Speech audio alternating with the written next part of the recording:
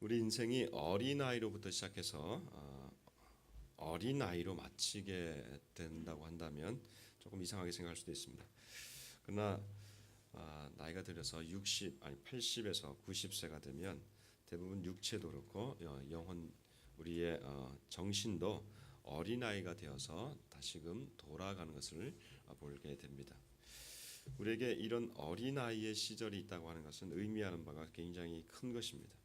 그리고 이 어린아이의 시기에 굉장히 중요한 것들을 우리가 배우는 것을 볼 수 있습니다. 이 가운데 아무도 이 어린아이 시기를 거치지 않은 사람들은 없을 겁니다.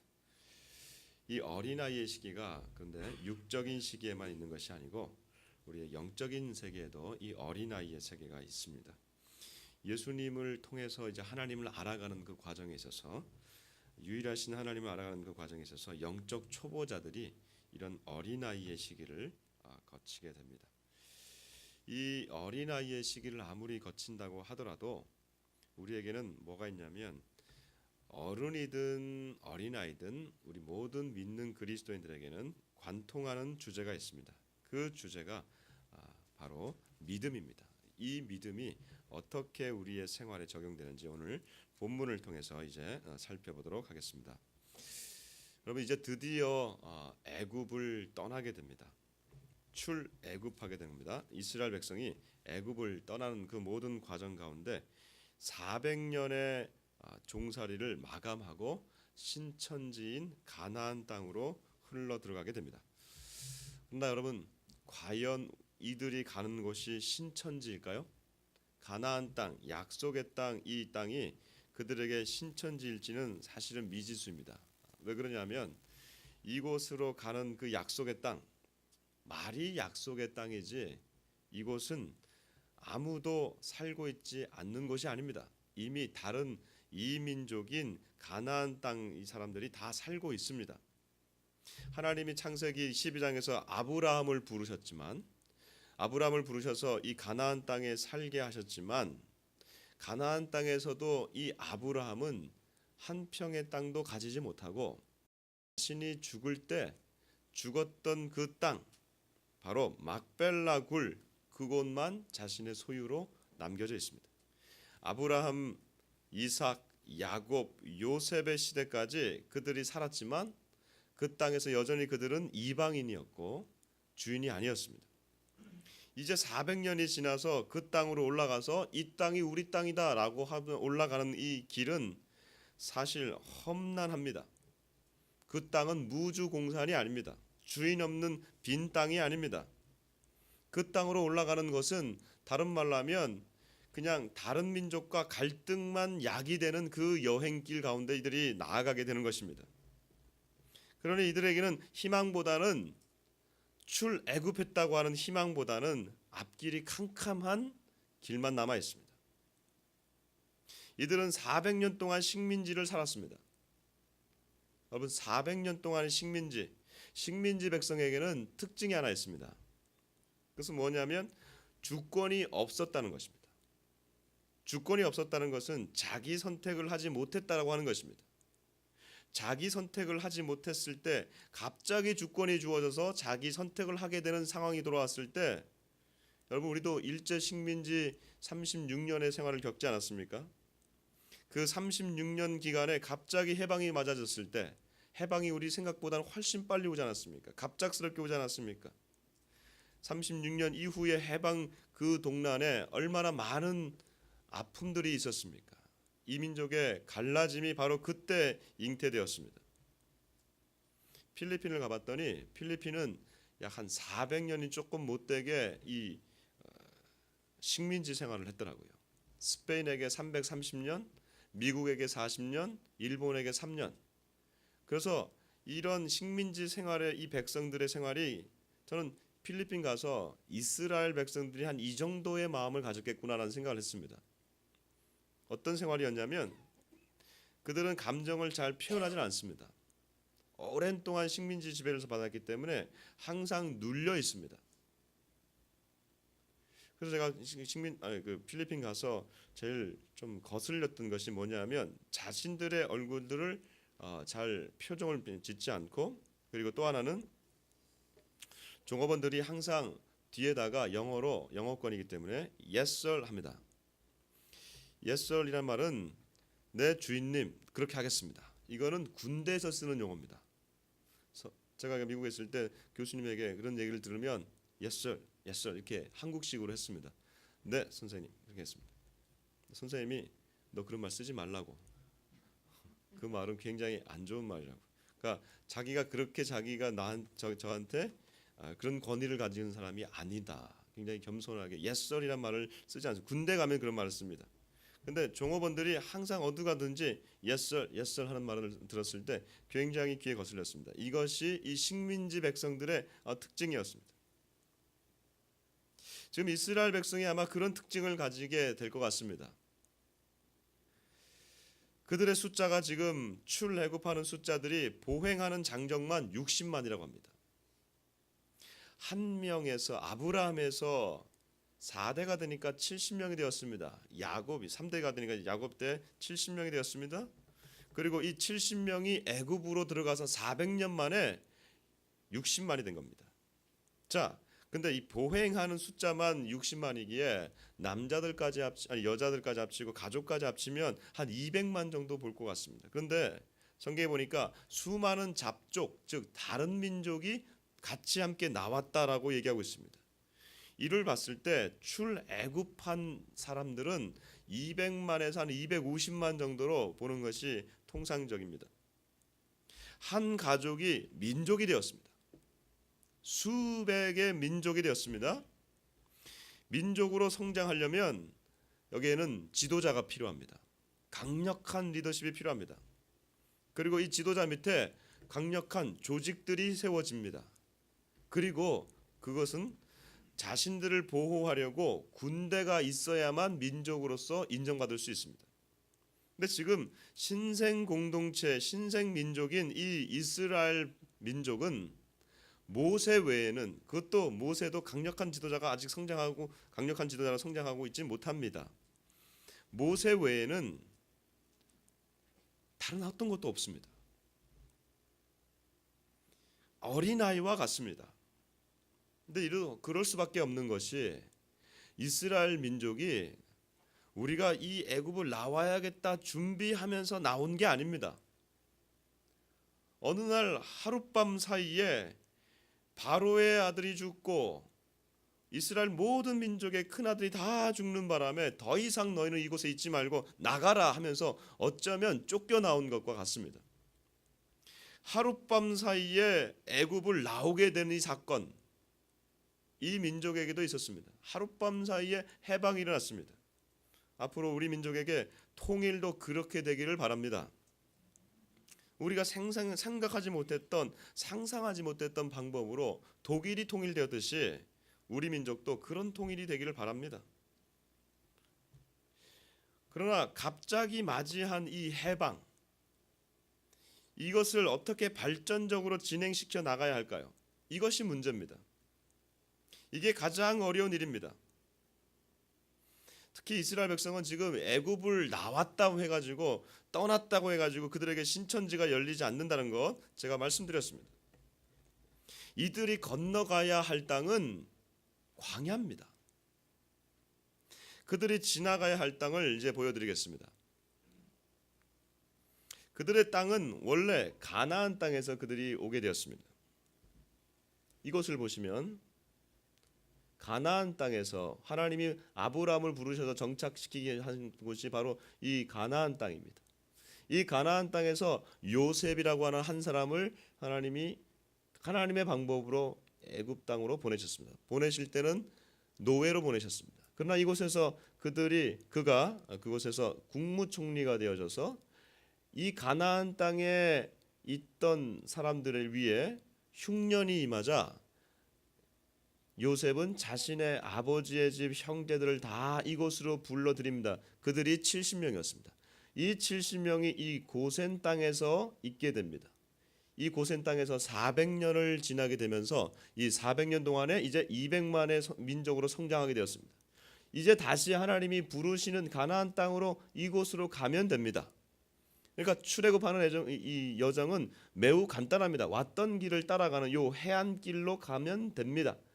그래서 요거를 해안길이라고 하는데, 그런데 문제는 이곳으로 가는 이 영역에 누가 살고 있냐면 블레셋이라고 하는 민족이 살고 있습니다. 이 블레셋 민족이 살고 있는 이 땅으로 가려면 큰 다툼이 일어날 수밖에 없습니다. 그래서 하나님이 이곳으로 이제 광야 큰 길로 돌리는 겁니다. 이곳이 바로 오늘날 이집트고 요쪽 미디안 땅이 바로 오늘날의 사우디아라비아입니다. 여러분, 이곳은 여전히 사막, 다 광야입니다. 광야 지역입니다. 자, 이제 꺼주시고, 왜 하나님이 이들을 이렇게 돌리시는지 여러분 성경이 나와 있는, 주보에 나와 있는 우리 북한 성경으로 같이 한번 읽어보도록 하겠습니다.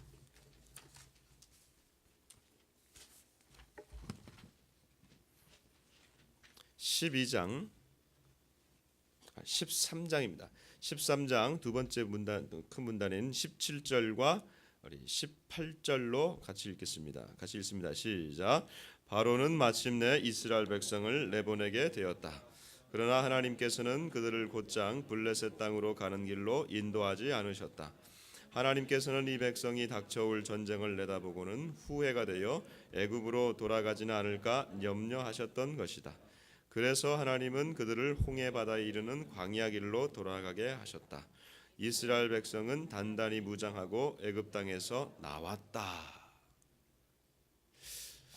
이들이 지금 방금 보셨던 그 지도처럼 블레셋 땅으로 인도하지 않으시고 돌리시는데, 만일에 자칫하다가 블레셋 민족과 전쟁을 하게 되면 이들이 아이고 우리가 잘못 나왔구나 하면서 다시금 애굽으로 돌아갈까봐 이들을 광야 길로 돌리시는 겁니다. 자, 돌리시는 이 장면의 주인공이 누구십니까? 주체가 모세입니까? 하나님입니까? 하나님이십니다. 하나님이 이들을 광야길로 돌리시는 겁니다. 하나님이 지금 이들을 돌리시는 이 상황을 봤을 때에 여러분 무엇을 알 수 있습니까? 하나님이 지금 이들을 다루시는 이 장면 보시면 무슨 마음이 나와 있냐면 이 부모의 마음이 나와 있습니다.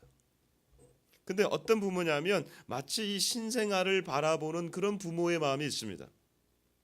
사람으로 비유하자면 이 공동체는 지금 마치 어린아이와 같아서 하나님이 잘못하면 얘네들이 마음이 상할까봐, 그래서 다시 애굽으로 돌아갈까봐 어린아이를 다루는 그런 방식으로 지금 다루고 있습니다. 막 세상에 태어나서 이제 아이가 자라가고 걷기 시작하고 말하기 시작할 때쯤 되면 어린아이들은 허세를 부리기 시작합니다. 모든 것이 다 자기 것인 것처럼 덤벼봐 하지만 사실 덤비면 뒤로 쪼르륵 돌아가서 부모에게 다 고자질하고 울어버립니다. 아픔이 오면 다시 부모를 찾습니다. 지금 이스라엘에게 있어서 부모는 눈에 보이지 않는 하나님이 아니라 그들이 몸부쳐 살았던 400년 동안 몸부쳐 살았던 애굽이 그들에게는 부모가 되는 것입니다. 그래서 언제든지 이들이 다시 돌아갈 수 있는 곳이 애굽이기 때문에 하나님이 전쟁을 보지 않도록, 그래서 돌아가지 않도록 지금 돌리는 작업이 바로 오늘 이 말씀입니다. 여러분, 하나님은 우리 이런 인간의 습성을 잘 알고 계십니다.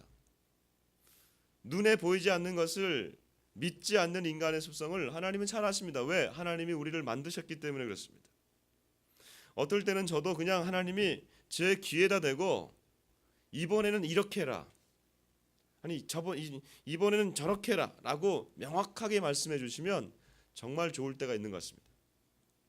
여러분, 우리가 하나님의 음성을 듣고 그분의 뜻을 깊이 알아가는 이 작업은 죄된 세상 가운데서 이 우리의 영혼의 더러움 가운데 하나님의 음성을 듣는 일은 정말로 아주 영적으로 진을 빼는 작업입니다.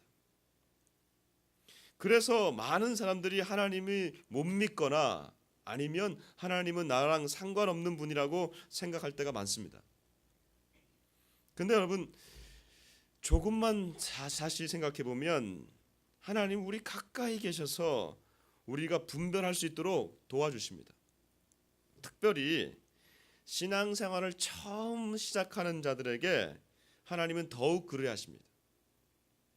그것을 알 수 있는 방법이 지금 이 블레셋으로 들어가지 못하게 하시고 광야길로 돌리시는 그 하나님이 이스라엘 백성들에게 아주 생생하게 전례 없는 광경을 보여주십니다. 그것이 무엇이냐면 21절과 22절입니다. 우리 같이 한번 읽어보겠습니다. 21절과 22절 같이 계속 읽습니다. 시작. 여호와께서는 그들이 주야로 행군할 수 있도록 낮에는 구름 기둥으로 앞서가며 길을 인도하시고 밤에는 불 기둥으로 앞길을 비춰줘 주셨다. 이렇게 낮에는 구름 기둥, 밤에는 불 기둥이 백성 앞에서 떠나지 않았다. 아멘. 지금 이스라엘 백성들 그 광야 길을 걸어가는, 말이 광야지 뭐 이건 다른 말로 하면 사막입니다. 사막길을 걸어가는 이스라엘 백성들 앞에 무엇으로 하나님이 인도하셨냐면 낮에는 구름 기둥, 밤에는 불 기둥. 사막은 낮에 기온이 많으면 50도까지 올라간다고 합니다. 여러분 그 50도의 그 태양을 받으면 쪄 죽습니다. 그래서 항상 이 사막산을 다니는 사람들은 온몸을 감싸고 특별히 머리를 감쌉니다. 많은 사람들이 초보자들이 사막에 가서 머리를 감싸지 않을 때 많은 사람이 탈수 현상으로 죽는다고 합니다. 그러면 밤에는 또 온도가 영하까지는 떨어지지 않지만 상당히 춥다고 합니다. 그래서 그들은 겉옷을 항상 큰 겉옷을 갖고 다니면서 겉옷으로 이 이불을 삼습니다.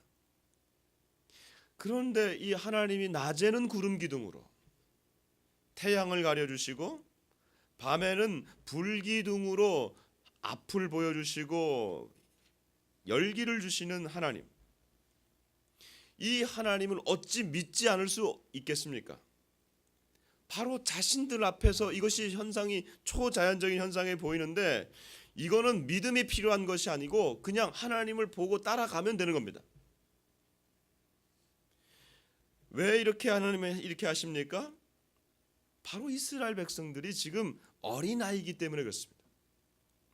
나를 보고 나를 믿고 따라오라고 하는 것입니다. 이제 애굽이 아니라 나다. 이것만큼 확실한 시청과 교육이 없습니다.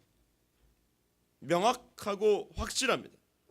그것만 보면, 그리고 그것만 보고 따라가면 되는 것입니다. 이게 어린아이들의 특징입니다. 제가 얼마 전에 TV에서 어떤 시청을 봤는데 EBS였던 것 같아요. 한 교육 프로그램에서 엄마와의 아이와의 이 관계에 대한 실험을 하더라고요. 한쪽에서는 아기를 내고 기어다니는 아기를 놓고 또 저쪽 한쪽에서는 엄마가 있습니다. 첫 번째 실험에서는 엄마가 없이 이 엄마와 아이 사이에 두꺼운 유리벽을 놓고 그 밑에는 큰 골을 파고 두꺼운 유리벽을 덮어놓고 이 아이 혼자 건너가게 하는 겁니다. 아이 혼자 건너가게 했을 때 모든 아이들은 그 골 앞에서 서서 무서워서 건너가지 못하는 것을 봤습니다. 두 번째 실험에서는 엄마가 나와서 그 아기의 엄마들이 손뼉을 치면서 이리 와 활짝 웃으면서 아이들을 이렇게 끌어당겼을 때 아이들이 그 앞에 서서는 무서워했지만 엄마를 바라보며 엄마에게 시선을 두고 그 모든 유리길을 건너가는 것을 보게 되었습니다. 엄마가 앞에 있으면 아무것도 무섭지 않았습니다. 이게 지금 이스라엘을 다루는 하나님의 방법입니다. 우리가 처음 하나님을 믿을 때 아주 신기한 일들이 많이 일어납니다. 어떤 분들은 아주 정말 신기하게 예수 그리스도를 만나게 되면서 하나님을 알게 됩니다. 제가 고등학교 때 생물을 가르쳤던 선생님이 계셨는데 아직도 기억납니다. 그분은 그렇게 하나님을 잘 믿는 분이 아니고 아마 무신론자였던 것 같은데 어느 여름 방학이 지난 이후에 그가 완전히 변했습니다. 무슨 일이 있었는지 모르는데 갔다 와서 저희들에게, 지금은 그렇게 못하죠. 그때 저희들에게 전도를 하는 겁니다. 당신이 일주일간 금식을 했다고 하는 겁니다. 어떤 변화가 있었는지 알 수 없었지만 하나님을 분명하고 생생하게 만난 것이 틀림없습니다. 아직도 저는 그 생물 선생님이 기억이 납니다. 수많은 사람들이 이렇게 하나님을 알아가게 됩니다. 만나게 됩니다. 그리고 하나님을 만나는 그 시기를 가져갈 때 그때 얼마나 즐겁고 재미있고 행복한지 모릅니다. 얘기를 하게 되죠. 하나님 앞에 얘기를 하게 되고 기도를 하게 됩니다. 이것이 기도죠. 기도를 하면은 하나님이 그 기도는 다 응답해 주시는 것을 우리가 경험하게 됩니다. 하나님, 나에게 이것이 있으면 좋겠습니다. 이게 주어져요. 하나님, 이게 또 있으면 이 길이 열리면 좋겠습니다. 그 길이 열려지게 됩니다. 수많은 사람들이 이러한 영적 어린아이의 시기를 걸어가게 됩니다. 그때는 하나님이 실체로서 분명하게 보여줍니다. 마치 세상을 다 가진 것 같은 그러한 시기를 우리가 겪습니다. 그러나 우리의 육체가 서서히 자라듯이 우리의 영적 세계에서도 하나님은 항상 구름 기둥과 불 기둥으로 보내주셔서 우리를 인도하는 것 같지는 않습니다. 때로는 우리가 사막을 건너야 될 때도 있고, 때로는 비바람을 그늘막 하나 없는 광야를 온몸으로 헤쳐나가야 될 때가 있고, 때로는 눈보라치는 시베리아를 그저 묵묵히 걸어가야 할 때가 있습니다. 그럴 때도 우리는 어린아이고 싶습니다. 그때도 구름 기둥이 나타나고 불 기둥으로 우리가 인도를 받고 싶습니다. 근데 문제는 그러한 때에 불 기둥과 구름 기둥이 보이지 않는다고 하는 것입니다. 여러분, 이럴 때는 어떻게 해야 될까요? 하나님이 보이지 않는다고 해서 사라진 것이거나 안 계시는 분으로 다시금 돌아가야 할까요? 그렇지 않습니다. 사랑하는 여러분, 하나님이 지금 이스라엘을 부르시고 어린아이처럼 다루고 계시지만 이스라엘이 언제까지 이스라엘이 어린아이로만 있기를 원치 않으십니다.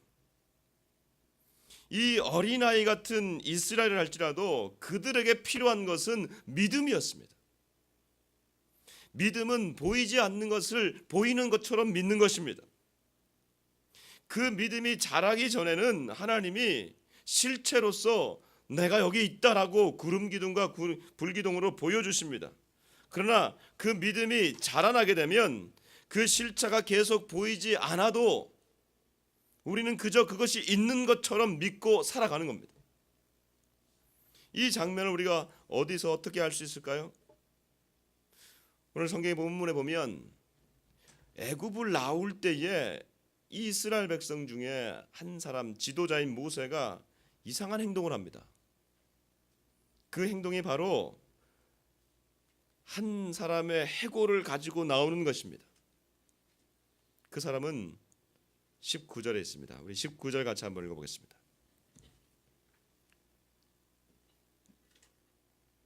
13장 19절입니다. 같이 한번 읽어보겠습니다.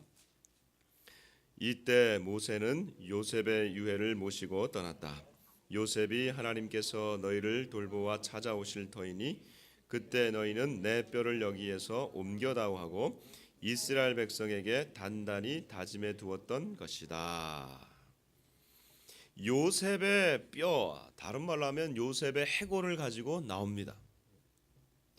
애굽을 나오는데 수많은 사람들이 죽어서 매장되어 있을 텐데 그 중에 한 사람 요셉의 해골을 가지고 나오는 것을 성경은 기록해 놓고 있습니다. 이 요셉은 아까 말씀드렸던 이 애굽으로 들어가게 한 선조입니다. 이 요셉 때문에 이 야곱의 모든 가족이 70명이 이 애굽으로 정착하게 되었습니다. 그런데 그가 죽으면서 창세기 50장에 죽으면서 마지막에 기록을 이렇게 얘기하고 있습니다. 자, 우리 성경에 있는 분은 창세기 50장을 한번 찾아봅시다.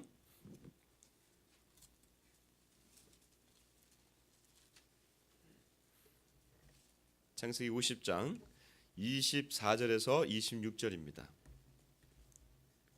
같이 한번 찾아서 읽겠습니다. 같이 읽습니다.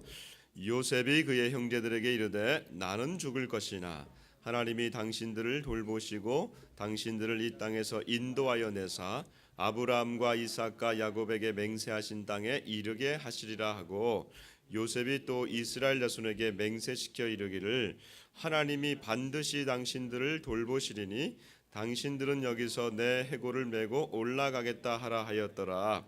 요셉이 110세의 죽음에 그들이 그의 몸에 향재료를 넣고 애굽에서 입관하였더라. 아멘. 자, 여기 보시면 요셉이 이런 얘기를 합니다. 하나님이 나는 여기서 죽습니다. 그러나 하나님이 당신들을 돌보실 것입니다 라고 말합니다. 그때에 당신들을 돌보실 때에 그때 당신들은 다시금 우리의 선조 땅 가나안 땅에 올라가게 될 것인데 그때는 반드시 내가 여기 매장되지만 내 해골을 가지고 올라가라고 얘기하는 겁니다. 내 해골을 가지고 올라가라. 이것 때문에 모세가 요셉의 해골을 400년 만에 파내어서 가지고 올라가는 겁니다. 여기서 중요한 것은 요셉의 해골을 가지고 올라가는 것이 중요한 것이 아니라 반드시 하나님이 당신들을 돌보실 것이다라고 하는 이 말이 중요한 겁니다. 당신들을 돌보신다라고 하는 이 돌보신다의 히브리어는 파카드라고 하는 히브리어입니다. 여러분 한번 따라해 보시죠. 파카드. 파카드라고 하는 이 단어는 돌아보신다라는 뜻도 있지만 또 하나는 찾아오신다 이런 뜻이 있습니다. 그래서 우리 북한 성경에 보면 돌아보셔서 찾아오실 것이다 이렇게 얘기하고 있습니다. 하나님이 돌보셔서 찾아오실 것이다라고 하는 것은 이것은 출애굽기에서 모세를 하나님이 부르셨을 때도 동일하게 이 단어를 사용하셨습니다. 모세야 이제 내가 너희 백성 이스라엘을 내 백성 이스라엘을 돌볼 것이다. 파카드할 것이다. 이스라엘 백성의 수가 적을 때 요셉에게도 파카드라고 말을 주셨지만 이제 수는 많아졌지만 여전히 어린아이와 같은 이 형국인 이 이스라엘에게서도 이 파카드가 필요했던 것입니다.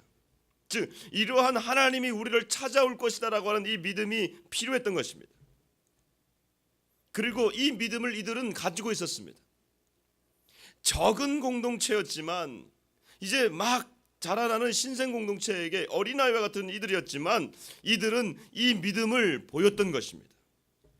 그래서 이 믿음이 요셉의 해골을 가지고 가게 하는 중요한 이유가 되었던 것입니다. 아무리 작고 연약한 신생 국가지만 하나님은 이들을 어린아이처럼 다루고 신중하게 다루고 계시지만 그들에게는 믿음이 있었던 것입니다. 그들을 인도하는 믿음이 있었습니다. 믿음이 없이는 못 가는 길입니다. 불기둥이 보이다가 사라지는 그곳에서 구름 기둥이 우리를 인도하다가 사라지는 그곳에서 우리에게는 믿음이 필요합니다.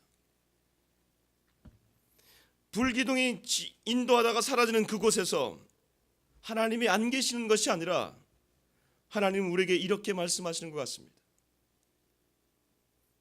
자, 이제 내가 여기까지 너를 인도했단다. 이제 너 혼자 가보지 않으렴? 나는 내 뒤에 있을게. 네가 넘어지고 쓰러지고 그렇게 할지라도 일어나거라. 내가 있단다. 보이지 않아도 나를 믿고 끝까지 이 길을 가렴. 이 길 끝에는 내가 있기 때문이란다. 여러분, 보이지 않는다 할지라도 우리에게는 믿음이 필요합니다. 예수님이 십자가에 달려 돌아가셨습니다. 그리고 죽었습니다. 다 끝난 것 같았습니다. 따라다니던 제자들도 다 도망갔습니다. 예수는 죽었다. 이젠 끝이 났다. 근데 부활했다는 얘기를 듣고 어떤 이들은 조롱하기 시작했습니다. 어떻게 죽은 사람이 일어나느냐?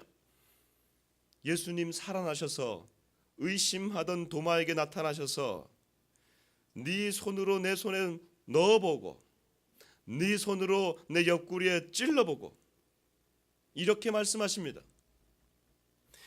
너는 보는 거로 네가 보는 거로 믿느냐? 보지 않고 믿는 자는 복되도다.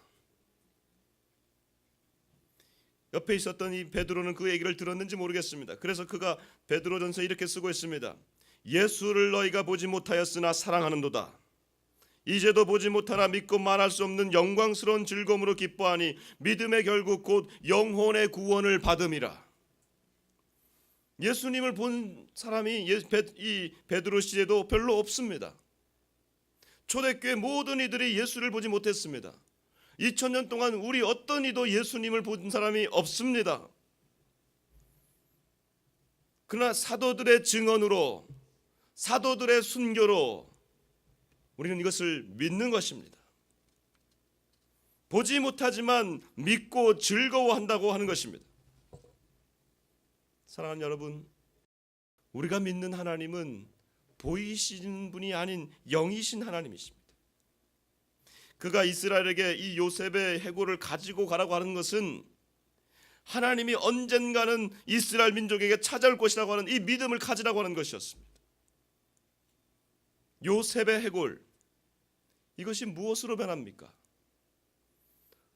연결되지는 않지만 성경에 보면 또 다른 해골의 주제가 있습니다.